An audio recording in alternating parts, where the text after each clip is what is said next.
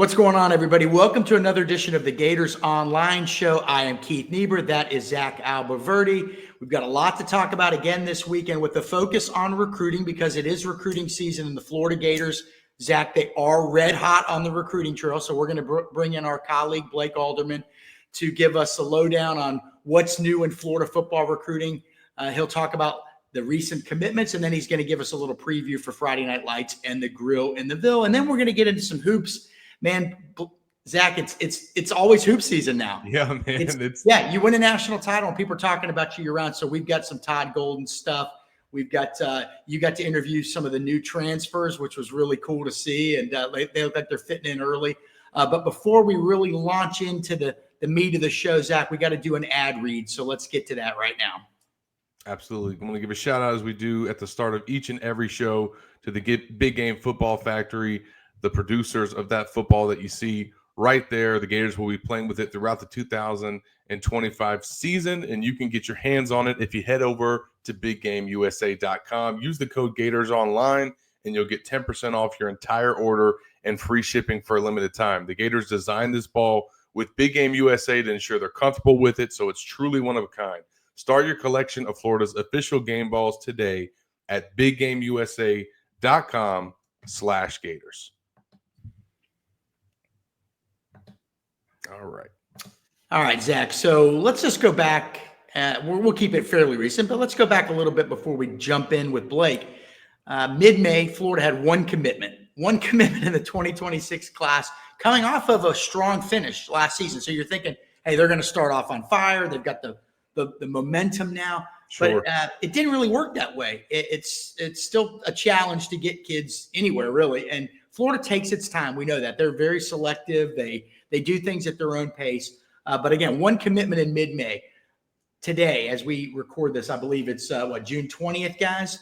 Florida has 13 commitments, is number 12 in the On3 recruiting rankings, and 6 of those commitments have come in the last week. So Florida is on what our good buddy who's going to join us now, Blake Alderman, calls a heater. They are on a heater on the recruiting trail. Again, the number 12 class in the country.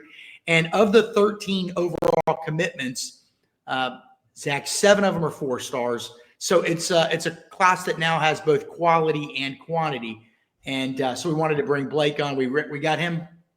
Yeah, we do got Mr. Alderman for the OG recruiting fans that have been following it. They know that tag. All right, so Blake, before we jump into who just recently committed, what do you think of this heater that Florida's on? Impressive, expected, both? What would you say? I think it's both. I think last year was a little bit of an outlier, that 25 cycle, because there was that dark cloud that was hanging over the program. Will Billy Napier be there after this season? What's Florida going to do? They've come off these 2 back-to-back losing seasons, et cetera, et cetera. We didn't really see the June or July heater, the Billy Napier summer heater. We didn't see that last year. That came in November and December and parts of October. But he's usually – what we've seen with Florida, they usually hit that summer rush of commitments. And we're seeing that right now. I think that it's impressive always whenever you get this many commitments to fall in a short period of time, like what we've seen. I also think the balance of the class is starting. There's clearly some areas where they still need to address, but I think overall, when you look at what they have in the fold now, there's good balance that's in this class so far. For sure. And there's still some targets left on the board. So there we go. So, Blake, again, 6 commitments in the last week, and it really, the ball, I guess, started to get rolling. Let me point out, of the 6 commitments, 4 of them are 4 stars. But last Friday, Carson Baker, the 4-star running back from Fairburn, Georgia, Langston Hughes, committed to Florida. One of the better players in the metro Atlanta area, which has been very good to Florida through the years. One of the better players in the Peach State, which has been very good to Florida through the years. And at his school, Florida just signed T.J. Dice, the 4-star offensive lineman, who I believe they flipped from Auburn in the previous recruiting cycle. So they've got some real juice up in that area. Carson Baker, I've heard a lot of good things about him. What are your impressions on what kind of player and how he would fit into the system, Blake? Well, I think whenever you have a really good running back, you have a guy that has track speed, someone that's got a little bit of meat on their bones. That type of running back style, that skill set that he has will fit in any type of offense. But I think one of the more interesting things from talking with him is that after his official visit, he said that a lot of the run concepts that Florida uses, those tosses and the inside zones, and just some of the runs that we've seen have been sort of Florida's bread and butter in their offense. That's similar, if not just about the same as what Carson Baker's run at his high school. So there's comfortableness, there's familiarity with what they do on offense. And that's a guy that almost tallied up, I think, just under or just around 1,300 yards last season as a junior rushing for Langston Hughes. So you like seeing that type of productivity from someone that is running a similar style of offense as Florida. You hope that translates to the next level. And I think Jabbar Jalouk, we've seen him. He's, he doesn't miss, man. He's good for a running back or two each cycle. I think he has a little bit more, flexibility this year to where he could be kind of choosy with some guys. We saw earlier before Baker's official visit where it was like, man, I don't even know if Florida's going to take a running back just because there's not a lot of targets on the board. He was being selective, identified Baker. That official visit sort of kickstarted everything, and here we are. And I think that's a guy that fits very well in what Florida wants to do. Going into Carson Baker's official visit in mid-May, Florida really wasn't thought to be much of a contender, just as a visit. And he's just checking him out. A lot of people thought Ohio State. There was some South Carolina chatter. That visit really got Florida rolling, like you said, Blake. And I talked to a Power 4 assistant coach the other day who had scouted Carson Baker, and this is what he told me. He said, I love his size. He's 6'1", he's 190. He thinks he's going to be playing at 210 pounds when he's at Florida, so he loves that ability. He says he's absolutely a fast running back, loves that. The critiques, and this is, look, nobody's perfect at 17, 18 years old. He thought, look, he's got to become a better, tougher inside runner, just more tougher in general, and a little bit better vision. But he thought those things are things that can be taught, whereas the speed and the body may not be able to be taught. So he really liked the piece of clay with which Jabbar Jalouk is going to have to work with. And he thinks that if he can, learn those other things, get a little tougher, become a better inside runner, improve his vision, he thought Florida potentially had something special in Carson Baker. Blake, over the weekend then, Florida landed a couple big commitments on Saturday, I believe. 4-star receiver Marquez Daniel out of Tuskegee, Alabama. By the way, they beat out Auburn. Auburn's only 20 minutes from his hometown. Big win. Jiraylin McCoy, a 4-star defensive end out of Tupelo, Mississippi. Another big win, previously committed to LSU, and in fact was going to visit Texas and scratch that visit. So you just beat Auburn for Marquez Daniel, 4-star receiver, and you beat Texas, LSU, and the Mississippi schools. Never easy to do for a Mississippi kid. For 4-star defensive end Jiraylin McCoy. What did you think of those two pickups? I think whenever you look at what Florida wants on offense at wide receiver, I think Marquez Daniel is one that fits exactly what they want. I mean, he's a guy that is 6'5", somewhere around there, if not just under. That's big body. He's someone that can move.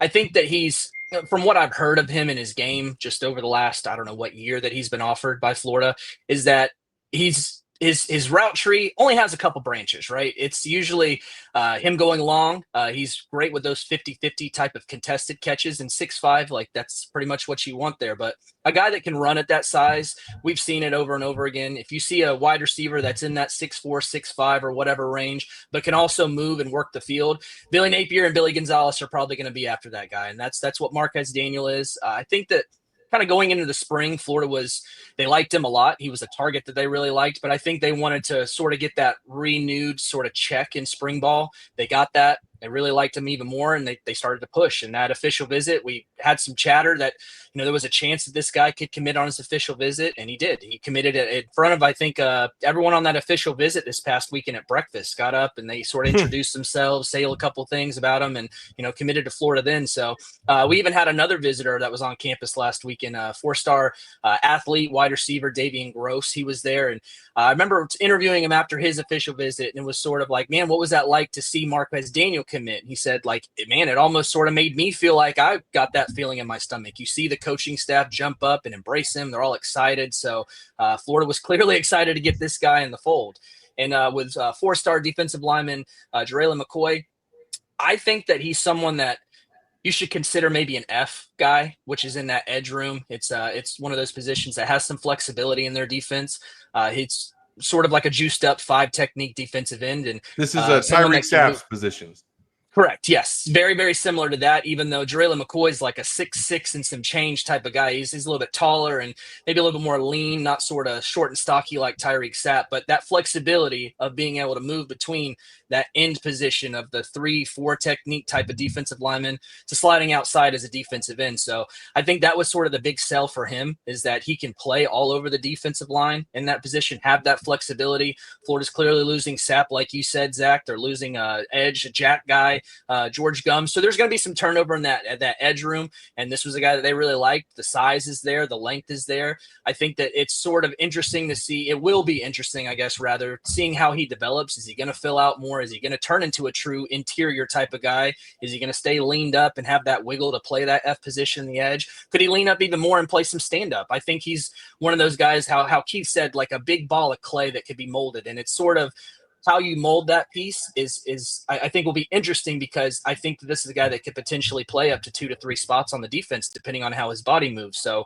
a guy that I think Florida was really excited for. They really targeted him, and I think it's impressive considering that Florida got that Texas visit off, got him back on campus, and ended this before any other schools could really try to sneak in there and get another visit out of him. No doubt. And then Blake, Florida kept it rolling into the week. They landed a pair of offensive linemen on Monday. And then we first reported, Gators Online, shout out to Corey Bender, the Gators had 2 defensive backs on campus. One of those guys ended up flipping to Florida. How big was it for the Gators to get CJ from Nebraska as well as those 2 offensive linemen?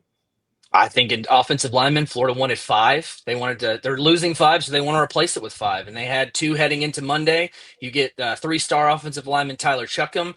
He's a guy that is somewhere around 6'6", maybe a little under 6'6", somewhere like 290, 285, somewhere in there.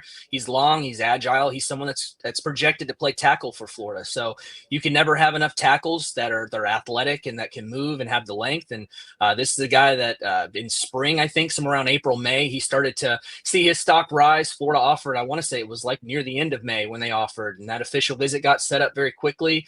Billy Napier, when I was speaking with Tyler heading into his official visit last week, and he said that Napier was on a call with Tyler and his parents and mentioned, how athletic he is, how he moves, how big he is for them of a priority at tackle. And, said that was one of the most underrated guys that he had on the board this year. So that's high praise, and Florida quickly moved there. I think it came down to Florida and Ole Miss. He visited both of those schools. He's also visited Cincinnati in there. Don't really hear much about the Bearcats in this recruitment. So anytime you can get a tackle that you like, if you've got the traits and all those things and all those check out, if you like them enough, you take them. You can never have enough tackles, and not everyone's going to get the 5-star types, the high 4-star types on offensive tackle. So if you find a guy that you like at tackle and you see the projection, you absolutely need to make a move, and that's what happened here. 3-star offensive lineman Jabari Lucas out of Belglade, Glade Central down there. He's the cousin of former Florida running back Kelvin Taylor and Fred Taylor too. So family ties there for Florida. Florida's been the leader for that guy since I think like mid-April when he took an unofficial visit. Never really backed off those claims. Florida got that guy in the fold, and he's someone that I think projects more as like a guard right tackle guy, which is what we've seen with Florida use, like a Bryce Lovett, someone that can have that flexibility. So again, needed offensive lineman to stock up in there, and this was a guy that they liked, another guy that checked out a lot of boxes when they saw him in the spring. So having that position flexibility is something that's big with Florida staff, and that's what Jabari Lucas has, and here he is. He's in the fold. And then who was that? TJ Bronaugh, 4-star cornerback, defensive back there out of the Winter Garden, Windermere area. He plays for Windermere. And speed, 10.24 was his 100-meter dash at the Florida Relays there in Gainesville that they run earlier in the spring. He's a 2-time back-to-back state champion in the 100-meter dash. So speed, I think 10.33 or something is sort of like say that again, Blake. Can you repeat that? Which one? Two-time what? 2-time 100-meter dash state winner. Yeah, that's pretty good. It's pretty good. Yeah, not bad. So that's a guy that's got speed. I don't know that he's really like what you think of corners at Florida, where you see those 6'3", 6'2", like long type of guys, but he's a little bit more on the shorter side. He's not overly long, but that speed, I think you could probably even throw him in some nickel in some situations there, just with the speed and being able to have those short bursts and cover space. So he was committed to Nebraska. He took that unofficial visit to Florida on Tuesday, backed off that commitment to Nebraska on Tuesday night, and was committed to Florida by Wednesday. So big flip for Florida. I'm still counting that as a flip. If that's 24 hours or under after someone Nah, backs that's a off flip. commitment, we're That's a counting that flip. as a flip. So that's a guy that Florida prioritized, and it was encouraging to see them continue this momentum, but also get a guy that they really liked into the class and here in the end of June. And then the other question that I got for you, Blake, they've surged up the rankings now. They're number 12, like Keith mentioned, 13 commits, 11 this month, though. 11 this month, 6 in the last week. Of all those pledges, which 2 or 3 would you say have been the biggest or most impressive gets to this point? I think for me, let me look at the class real quick just so I can make sure that I give you a good one. I think that I think Chancellor Campbell, I know that saying a 3-star type of guy is someone that people are going to be like, oh, boo this guy, but 6'8", athletic, and has a lot of upside. I think this is a guy that is potentially like a left tackle for Florida, just with that length and movement and flexibility. I think that's a big time get for Florida. And I think impressive.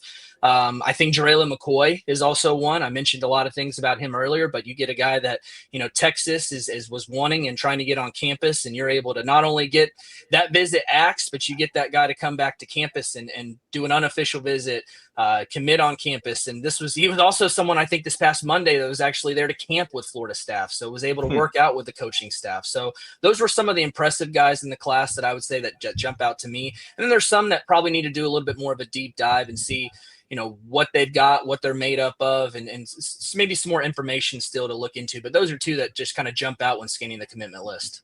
All right. Again, we're joined by Blake Alderman of Gators Online, our colleague who covers recruiting so well with Corey Bender. And make sure you like and subscribe down below.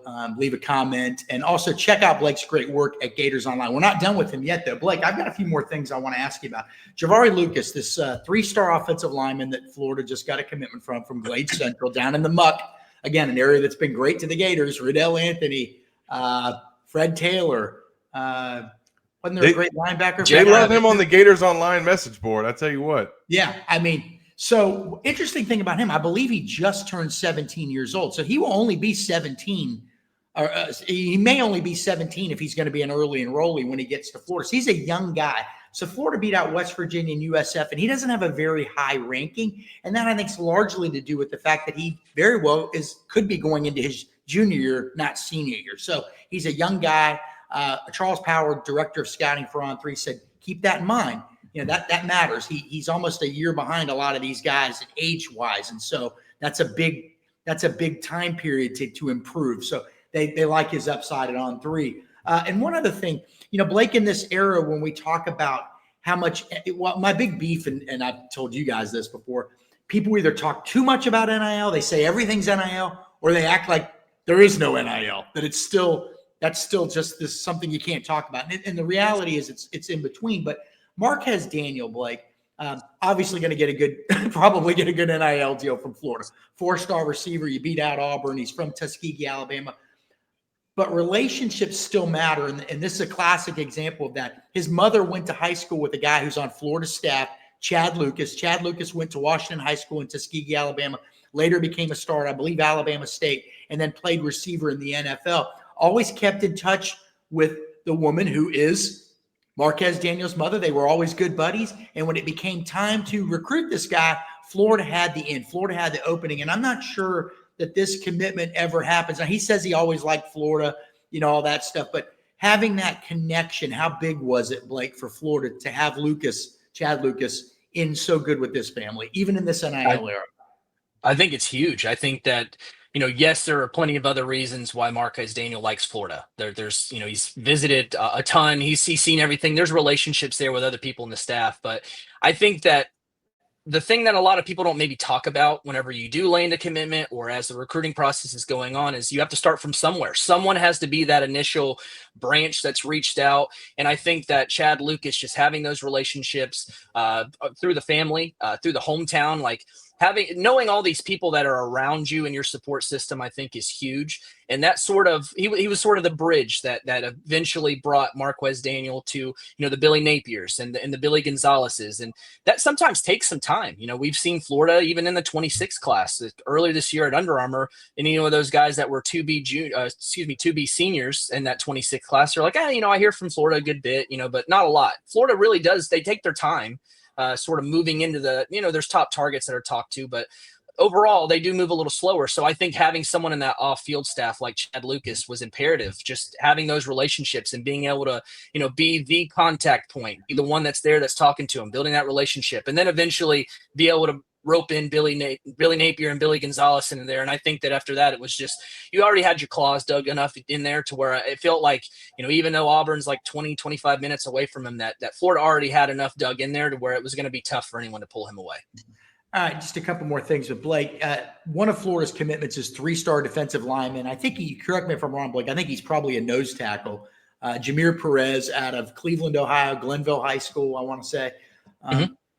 Committed to Florida after visiting there this summer, told people I'm done with visits, showed up at Ohio State last week at, I think, a team camp earlier in the week, but then officially visited the Buckeyes over the weekend with his teammate, a linebacker, 4-star linebacker, Sincere Johnson. Sincere Johnson committed to Ohio. I hope I'm getting all these names right. Committed to Ohio State yesterday. Where do things stand with Jir Perez? It seems like Florida's got something to worry about here.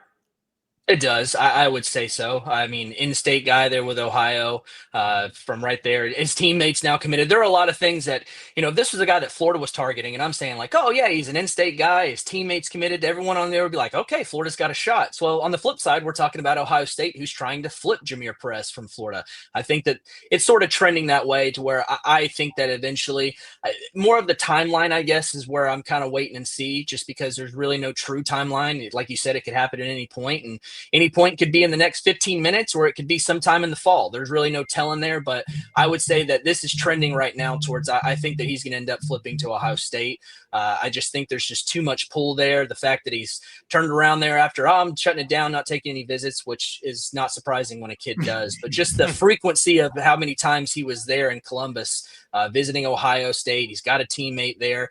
I think that with Florida, you've got a dead period that starts in all of July, most of August, and that basically opens up whenever the season starts. So he's not expected. Jir Perez is not expected that I know of right now in Gainesville this weekend. So that's tough that Ohio State gets 2 visits going into a dead period that's going to be a couple months, to where this could be a guy that is potentially not in Gainesville until sometime in late August or September.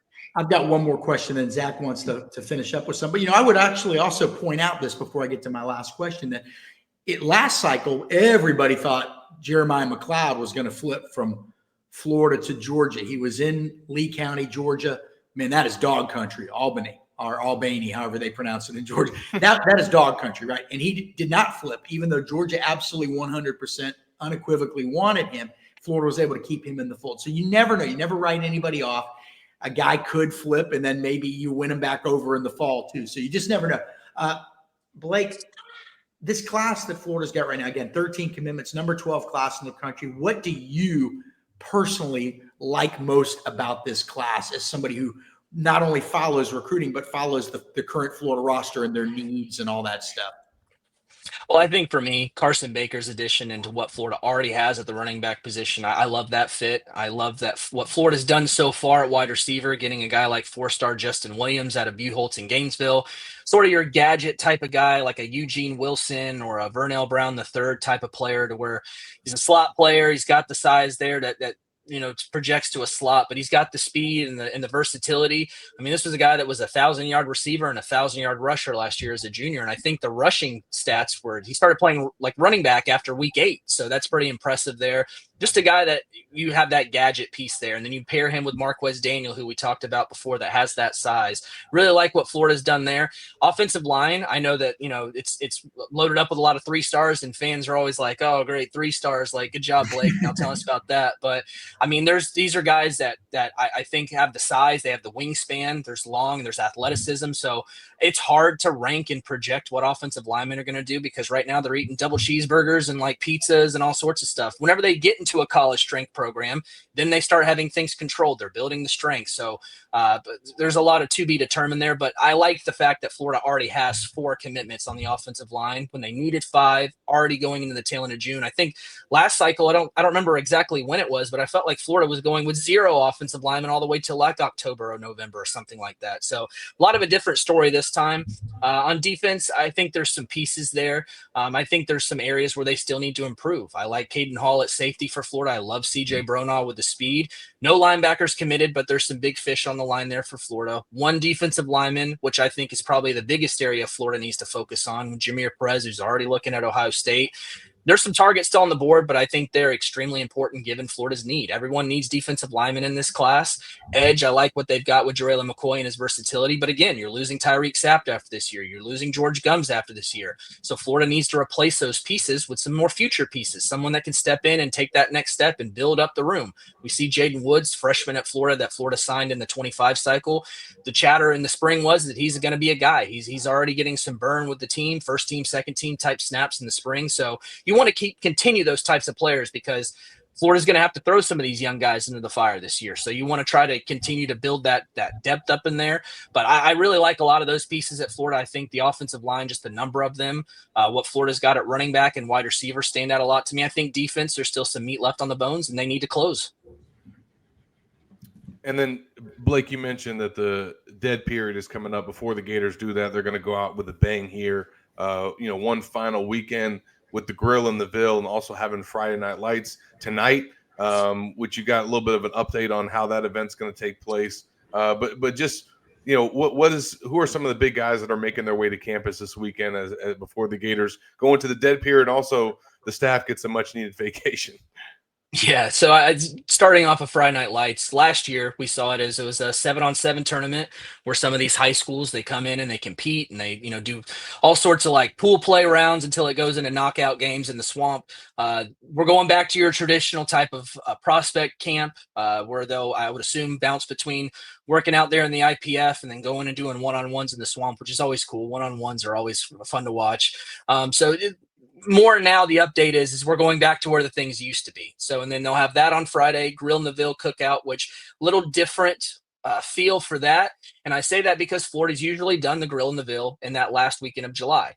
Now the whole month of July is a dead period. So they've moved that up into that last weekend of June. So no official visitors that we know of right now in town for Florida. So the Grill in the Ville, because a lot of these 26 guys will be taking their, last official visits to go into decision mode there in this last weekend of June. So Grill in the Ville is expected to be fairly heavy, if not very heavy, 27 underclassmen type of event. So now that coaches are able to communicate with these 27 guys, which I think is like the last week or two that's become a thing, it's going to be a chance for some of these guys to take not only their first visit to Florida, meet the coaching staff for the first time. And this is a staff that's just really able to initiate contact with them. So it's a long list. We'll have more on Gators Online as we go through the weekend, but just some of the guys that jump out to me is anytime you have a 5-star on campus and it's a 5-star offensive tackle, that's a big one.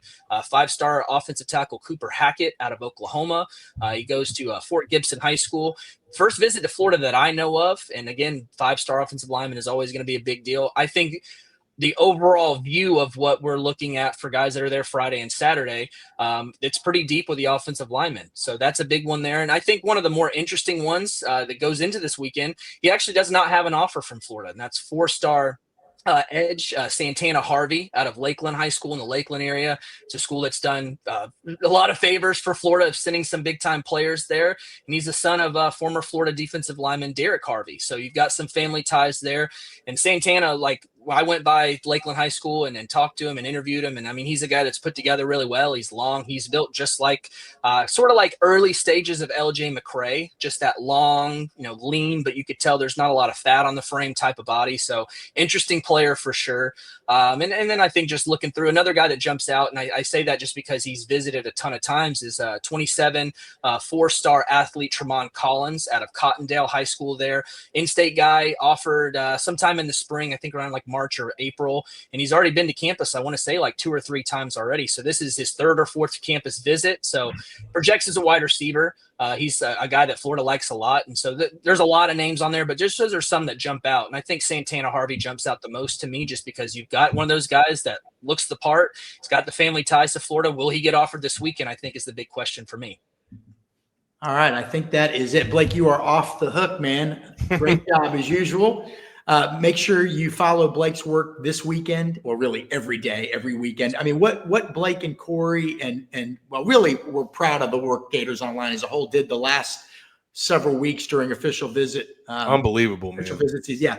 The in real time threads, people were just salivating over that stuff. The amount of intel and information they got, and Blake was really at the forefront of that with Corey Bender. So Blake, They got a bunch of commits too. That helped. Yeah, I mean, yeah, Always Blake got it. helps. Blake got Good it news done. helps. Blake got it. Well, Blake got that done. He taught. He He created all all the did. juice Team and got the effort. guys. Sure. Yeah. But anyway, make sure you hit the like button, the subscribe button. Follow Blake on Twitter, but really follow all his work at GatorsOnline.com. And I'm going to be helping Blake out this weekend up in Gainesville. So Blake, take care, man. I'll see you up in Hogtown later today. See you then. All right. Take Great care, Blake. Stuff. Yeah, great stuff from Blake Alderman. And I wanted to mention one more thing before we jump on, Zach. That Justin Williams recruit that Florida got a commitment from, the 4-star receiver from Buchholz. Yeah. I talked to Gator great Lee McGriff, All-American receiver in the early 70s or mid-70s for the Gators. Later coached with the Gators. Later was in the broadcast booth with Mick for many years. So he kind of knows his stuff. His grandson, Keel McGriff, son of Gator great Travis McGriff, plays receiver with Justin Williams at Buchholz. Okay. So Lee is at every game, and he's actually been watching Justin Williams since he was 8 or 9 years old. He called him that said he's never seen a high school player better than this guy at this level. He's not saying he's going to be better than, he doesn't know. We can't predict that. But in terms of productivity, the guy had 2,500 yards of offense rushing and receiving. Unbelievable. Interesting thing about Justin Williams, though, you can line him up, Zach, at receiver and have a no backs in the backfield and move him to running back, right? A la Percy Harvin. Or the opposite. I mean, he is so talented and he can do so many things. I love that pickup. I think that is the single underrated pickup for Florida so far. And yes, I'm a Buchholz Bobcat. No way. Yeah, I know. But I love it. And just to hear it from Lee McGriff, though, that kind of makes you think, okay, maybe these guys at Florida know what they're talking about. He absolutely blew up as a recruit too. I mean, he got so many offers. Yeah. It was not a cakewalk for Florida.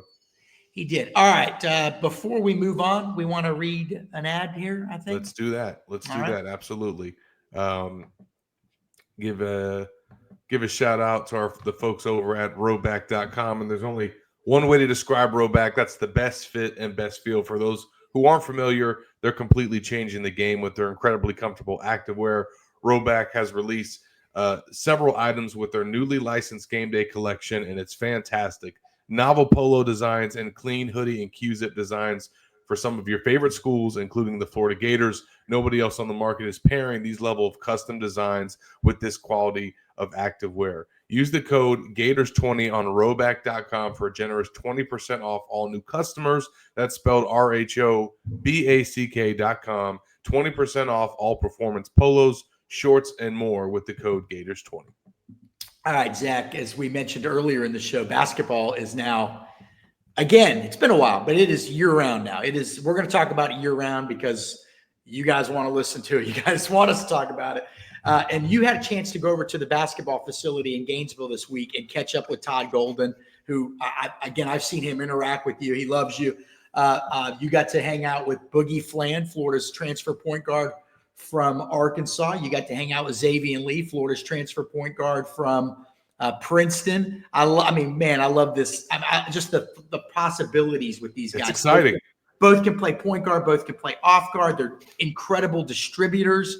I mean, when you have them on the court at the same time, these are guys that know how to find guys, right? So vision, you watch Xavier Lee's film, and I know you have, man, the vision in this dude is just, it's like, maybe this is a stretch. I don't know.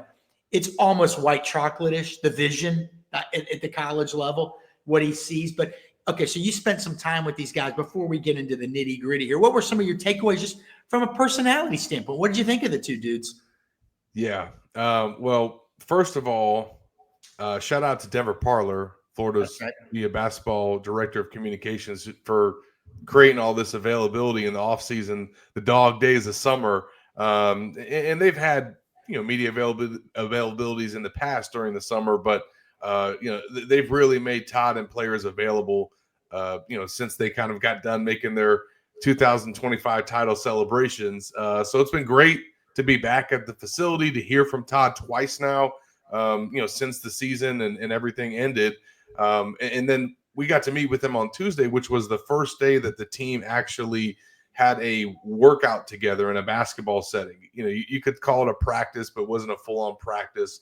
But so it was important because we got to hear from him really after getting his first glimpse of his 2025-2026 team. Some guys not there, a couple bigs that are playing overseas right now with their international teams. But the starters and the top players in the rotation were all on campus, all going through this first team workout. And it was exciting for Boogie and Xavier to kind of play with their new teammates for the first time, kind of see how everything gels, see what the offense is like. They both really are happy with their decisions. It hasn't taken them much time, it seems like, to kind of fit in with their new roster. Golden did talk about how he felt like their personalities would mesh in well with the culture that he's kind of created within this basketball program. Now with Xavier, obviously it helps. He's got that connection and history and relationship with Thomas Houck.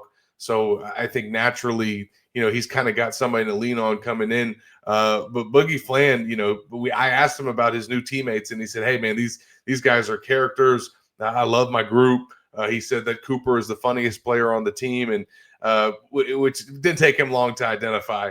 But it was great to hear from him, like you said, Keith, because we'll get into the basketball and some of the things that went to their decision, but these are two guys that it seems like are going to have a seamless transition transferring into Florida. And that is something that was really important to Todd and is always important to him and his staff. When you talk about bringing in transfers and guys from the portal, they don't want to disrupt the chemistry and the culture that they have. And obviously it's a championship culture. So they were very selective. And as Todd said, intentional about the guys that they brought into that locker room. And they really feel like Boogie and Xavier are going to mesh well with this group. Yeah, I mean, it's exciting. So a few weeks ago, I talked to Seth Greenberg, the former college coach who works at ESPN, and I said, what kind of transition period do you think it's going to be for Xavier Lee coming from the Ivy League to Florida, playing in the SEC? And I'm thinking, man, come on, man, Ivy League to Florida, man, there's some good players there, but it's going to be a major transition. And he's like, Keith, do you know anything about the Ivy League? Is kind of what he was saying. He didn't say that directly. He said, listen, they play Friday, Saturday games. These are tough kids. It's a well-coached league. It's a defensive league. And don't underestimate the Ivy Leagues. And he said, by the way, I coached at Columbia. Well, you know who else coached at Columbia and knows what kind of toughness kids in the Ivy Leagues had? A guy named Todd Golden, right? Yep. So it's no surprise that they were able to link up here. So he thinks the transition is going to be a lot smoother than people think. That's Seth Greenberg for Xavier Lee. You talked to Xavier Lee this week, and he told you that he's really ready to challenge himself against SEC level competition. So what all did he tell you, and what were your thoughts on that? Yeah, he kind of brought that up unprompted. He was kind of led into the comment that he made, but he still said, hey, he's heard some of that commentary, Keith, and people questioning how is his game gonna transition to the SEC, and that's what he said. He said, I see a lot of people talking about how's he going to do against better competition, but for me, I look at it like I'm getting to play with a lot more talented athletic guys. Basically, he's saying that his surrounding cast is going to be much better than what he had at Princeton, although he said that they were a great program. He's excited to challenge himself, as you said, and play with a lot of guys who have the same aspirations as he does. And he mentioned that he went through the pre-draft process last year.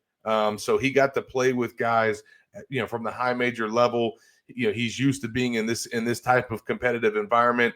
I watched a video personally on YouTube of him having a kind of an off season, running some games with Jeremy Lin and some other NBA basketball players. So he's a guy that has been exposed to more than just the Ivy League. And then even in the Ivy League, he has faced some teams such as Rutgers and had some really impressive performances. So, Boogie said when we met with him on Tuesday that he feels like, a lot of people are underestimating him because he's coming from the Ivy League. But from what he's seen, Boogie Flynn, who played obviously at Arkansas as a freshman last year and was a standout, he feels like Xavier Lee can definitely hold his own in this league. And Todd Golden said the same. They don't give. I saw that NIL deal that Xavier Lee got a few weeks ago. That shoe deal. Oh man, they're not generally giving those kinds of deals to stiffs. Last time I checked, right? No, they see something, and if you're in that line of work, that's a bit. You're trying to gauge the risk, right? And they clearly see something in him to give him that deal. So I thought that was interesting too. That says a lot.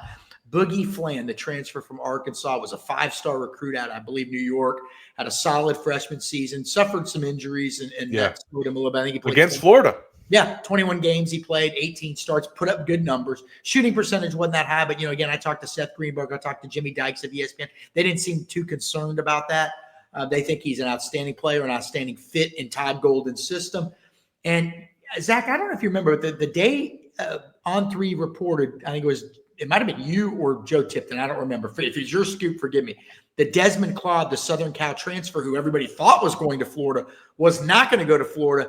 Joe Tipton of On3 wrote in our message board to our subscribers who got it first. He said, I'd keep an eye on Boogie Flynn. He wasn't even on my radar at that point. Now, he probably was on yours, Zach, because you follow basketball more closely than I do.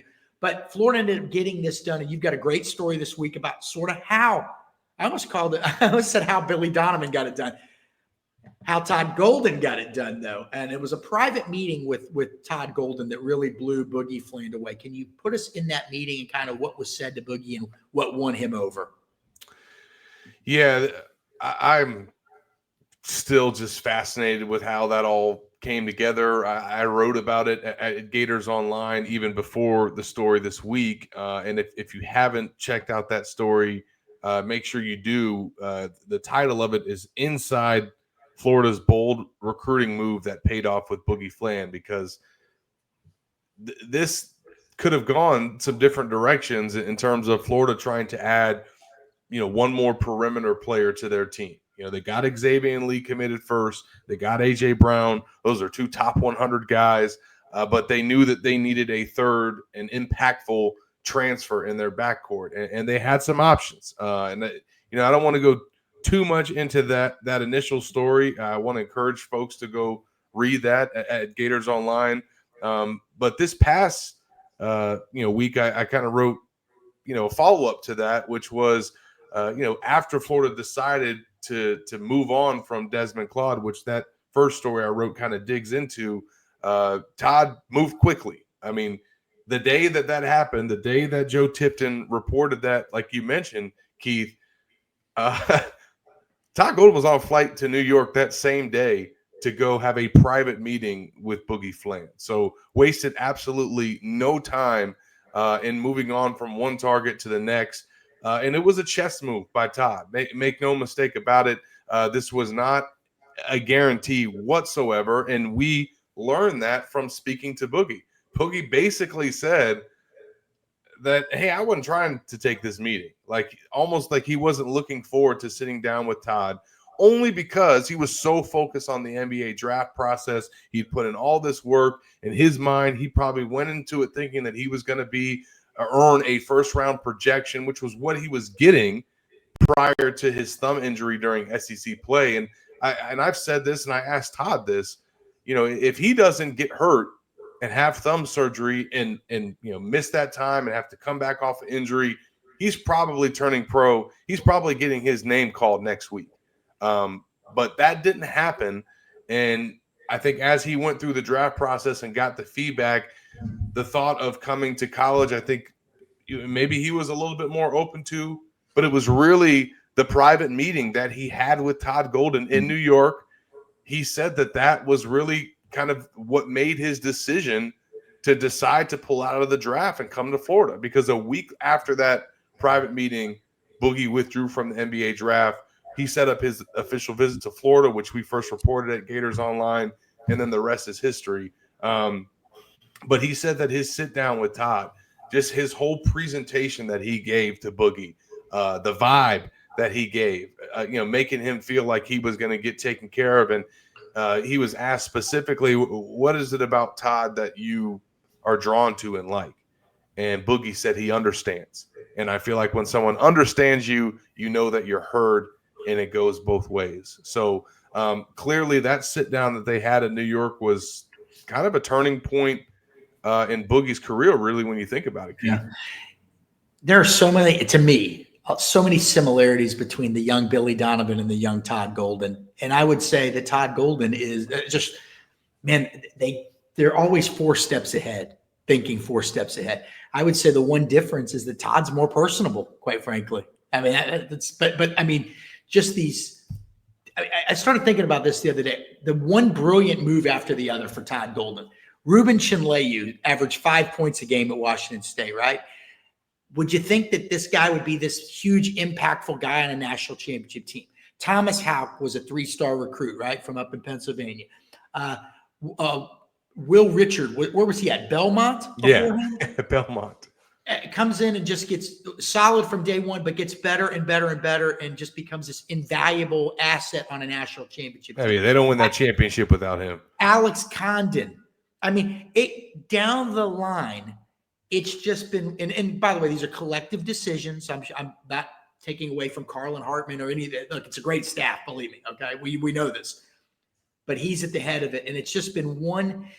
You take away any one of those decisions, and they don't probably win the national title last year. Just been one brilliant decision after the other, either an evaluation or now. First, it was the evaluation side. Zach, now they're beating other people. Now he's kind of getting who he wants. Okay. Yeah. I mean, I think it was actually get back to Seth Greenberg. I mean, again, not only getting who he wants, but the confidence to move on from a top 25, top 30 transfer and then go after a guy who's a top 10 transfer who might stay in the draft. If he pulls out, he might get offers from X, Y, Z, and you might not even get him. And for Todd to be that confident that he was going to close the deal, which he did, kudos to him, man. And then obviously the other part of the brilliance of him and his staff is the roster build and being so complete. Boy, there's a lot of teams with good backcourts. Man, there's a lot of good teams with good front courts, good 3-4 combos, good 1-2 combos. They got everything. And now I think they got 2 of everything going into this next season, if you really think about it, right? So, it's funny about Xavier Lee, people wondering if he can come from Princeton. And they had the same questions about how good is Jason Williams? He's coming from Marshall. I mean, how good could this guy be? Well, sure, he only played a dozen games for Florida, but that was one hell of a dozen-game stretch. And Todd and his staff have an eye for this stuff. Did you get to see those guys interact, Boogie and Xavier? Did they interact together a little bit? We didn't. I could see them interact together. No. Okay. What do you think of their personalities? Because that matters too. You were around the team a lot last year, Zach. You were in the locker room with these guys after the games. You there at the finals, regional finals, Sweet. You were there from start to finish. Do you think these 2 guys, from talking to them, can you picture them? Do you visualize them fitting in well with the culture of Florida basketball? Yeah, because I think that personality-wise, they really fit in with the roster and the culture that Todd has created. But you can also sense that competitive drive and fire that you need and that you also saw from guys like Walter Clayton and Elijah Martin. Those guys were personalities too, and fit in well with the locker room and were leaders. But then on the court, man, like the way those guys would lock in during games, the emotionless expressions that we saw from Walter Clayton during games, and just the fire from Elijah Martin, like you got to replace that. And you can tell that with Boogie coming from the Bronx, New York, man. A guy that's played at Rutgers Park. He's just cut from a different cloth. He's got an edge to him that I can't wait to see on the court.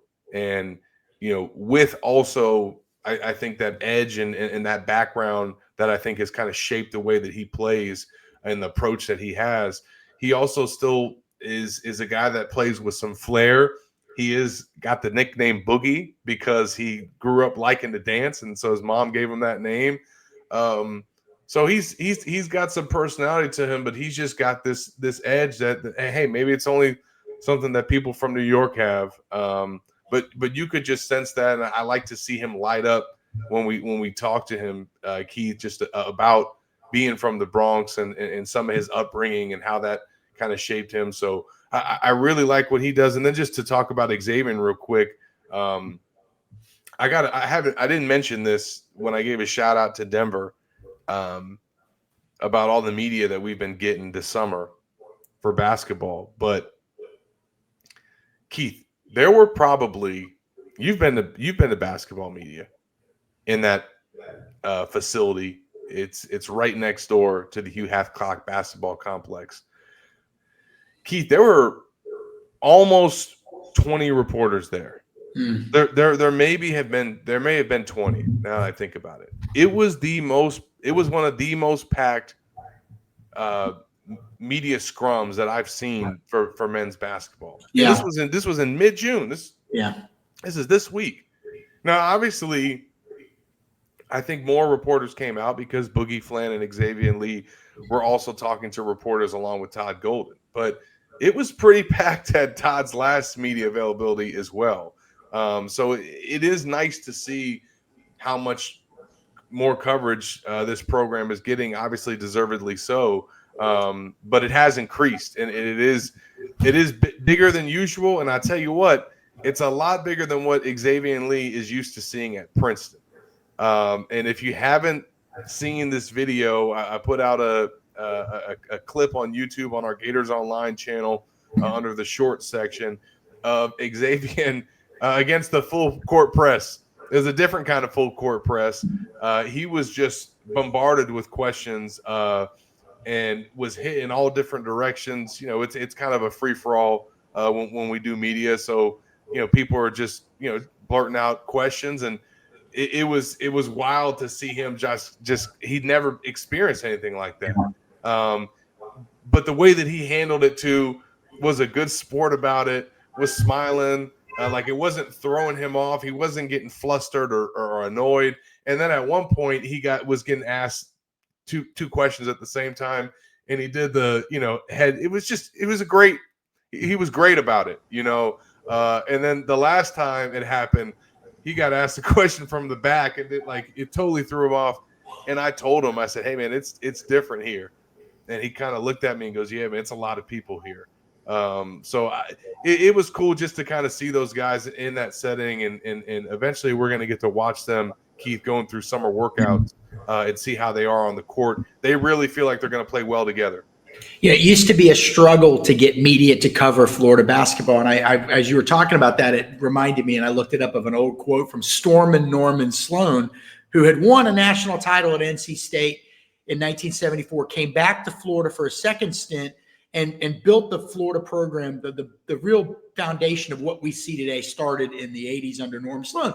But they had maybe one guy, I think it was Bobby Tyler, maybe of the Gainesville Sun. Like one guy would show up at their press conferences, and he was asked one time, Norman Sloan, what would it take for Florida basketball to get more media coverage? And his answer was, you'll love this, Zach, a few timely funerals would be a great start. Okay, that was Norman Sloan for you, Mr. Nice Guy. He was he fought tooth and nail to get that coverage. I'm sure he would be thrilled to see where it has gotten. I mean, 20 reporters for a mid-June press conference, man. Yeah. Well, it was and awesome. And if I could say something, you know, we in our business sometimes we mention, you know, it's kind of a thing where reporters, you know, like to kind of, we need more availability, we need more media access, and those poor sports information directors and communications directors catch the brunt of our anger sometimes. And I want to say Florida's guys, Denver, Matt, Scott, they've just been there for us, and it means a lot to us because we can do our jobs better, and we can tell the stories of Florida athletics better, which is better for everybody out there. But Zach, when I covered that Florida-Auburn basketball game, which we'll get to this in a second, when Auburn was number one this past season, and Florida went to Auburn and won, and you couldn't make it, and I said, I'll go. Denver was right there to greet me. Whatever you need, let me know what you need today. I didn't really need much, thank God, even though I was lost. You know, I'm not as comfortable with basketball as you are. But the point was he was offering the help. And I think that that really, he gets it, and the head coach and his staff get it. And when you get it and you win, you're going to reap the rewards, and they are getting covered nonstop right now. This is what you live for if you're in that basketball arena. It's been so hard. These guys have had to fight tooth and nail in the SEC for basketball to get this kind of attention. And I'm sure they don't take it for granted. Zach, and to that point, real quick, sure. Keith, they're not just getting it from us.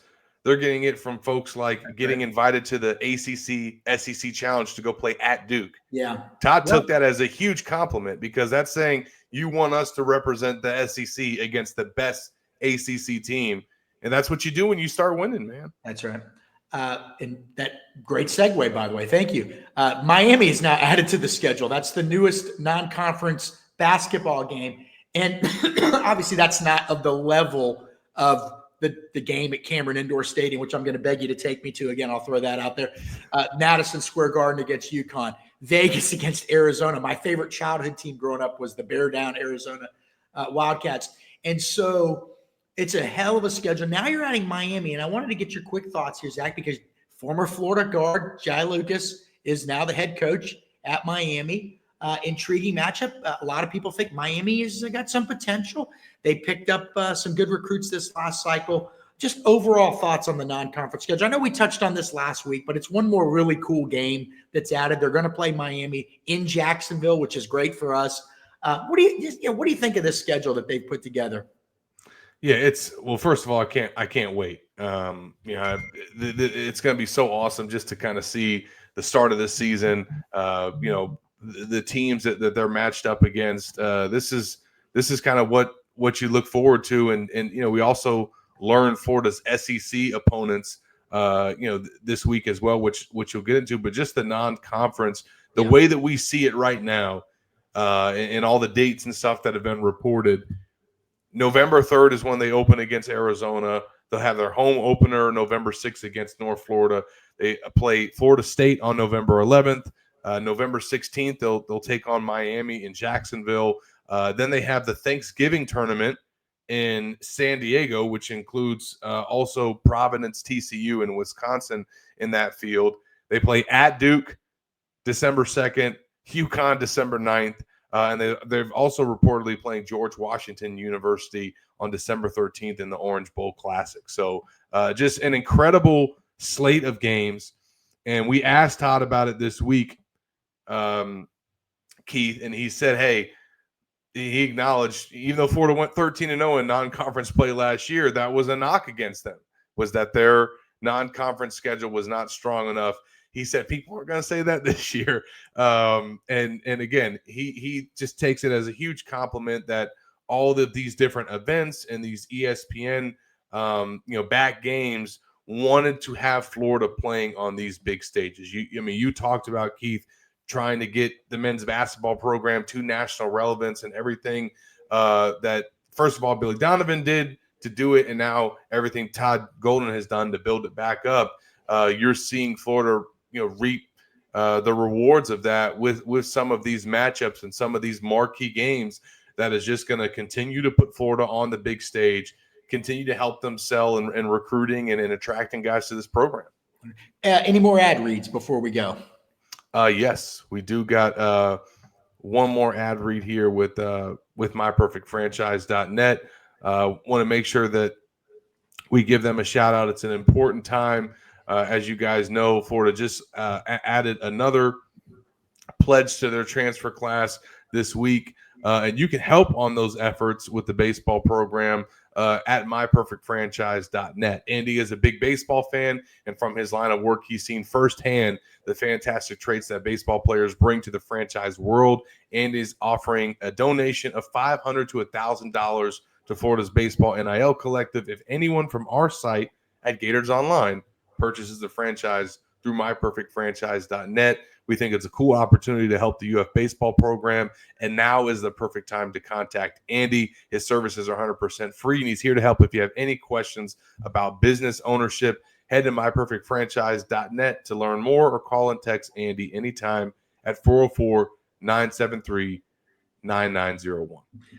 All right, anything else, or are you ready to wrap it up, my man?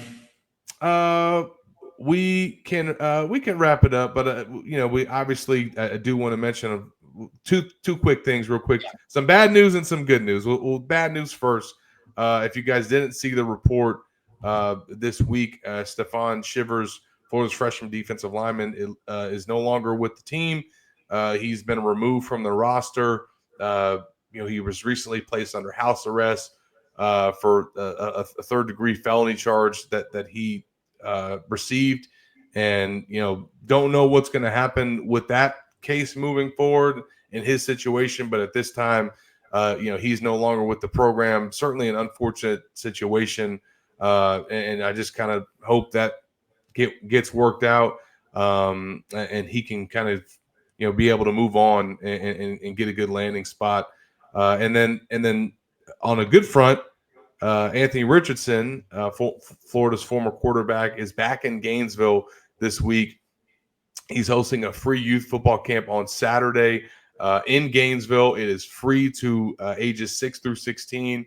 We've got a story at GatorsOnline.com if you want to go check that out and get some more details about that. If you want to take your kid to the camp, and also want to give a shout out to Anthony as well. Keith, he's having a reading event at the Boys and Girls Club in Gainesville today on Friday, and it's the event is called Read Like a Gator. So really cool of Anthony to come back and put time in the community like this.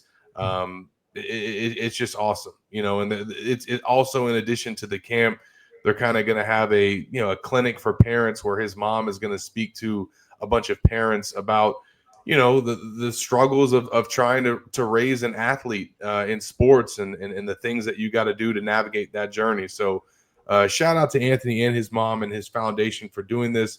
A lot of former athletes come back and do camps in their community. This is nothing new, but not everybody does it for free. And not that you have to do it for free, but not everybody does it for free. Anthony's doing it for free because he knows how hard it is for a lot of these kids to pay for camps. And I want to give him kudos to that. Every kid at the camp is going to get a shirt and an autographed photo of Anthony. And Anthony is Gainesville.